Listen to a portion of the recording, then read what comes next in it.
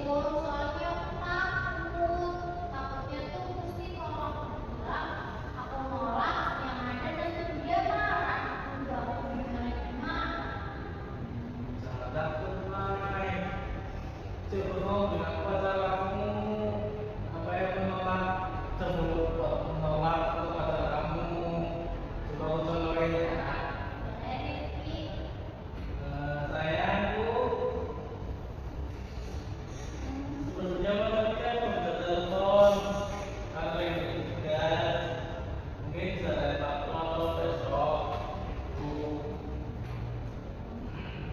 Boleh, nanti aku coba ya, Rifki. Sayang, maaf ya, malam ini aku nggak bisa telepon dulu karena aku harus kerjain tugas. Gimana menurut kalian? Menurut aku sudah cukup baik, cuman nanti kamu coba untuk tugaskan dia, misalkan bisa realisasikan dengan baik, kamu coba jelasin lebih detail lagi, coba bisa dipraktekkan ke ayah dulu juga kamu. Gimana yuk? Aku juga bingung ya. Aku harus gimana lagi? Kan cuma bilang gitu doang kan pasti masyarakat juga keberatan ya karena masa telepon doang juga itu pasti akan berpikir kayak gitu tahu. Namanya kamu kalau saya jangan ke WhatsApp kamu aja, coba saya ke diri kita sendiri. Jadi kita bisa pikir untuk tentang kita sendiri.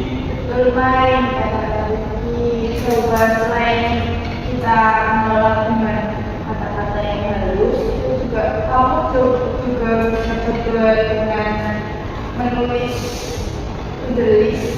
Jadi apa aja yang mau dilakuin kamu sehari ini agar kamu bisa bagi waktu antara kamu sama pacar kamu dan sama pendidikan kamu. Hai.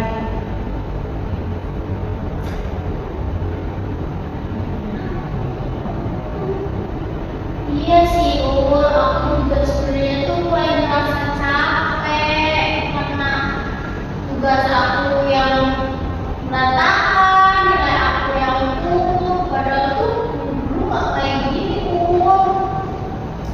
Mungkin bisa dicoba aja main, nanti kita lihat perkembangannya nanti. Oke, main bisa mencoba. Oke, main coba sekarang. Saya pengen lihat kalau misalkan kamu contohnya ke aku ya. Saya lihat lagi kalau misalkan kamu ajakan telepon pacar kamu dengan bahasa yang tegas, suara yang tegas, dan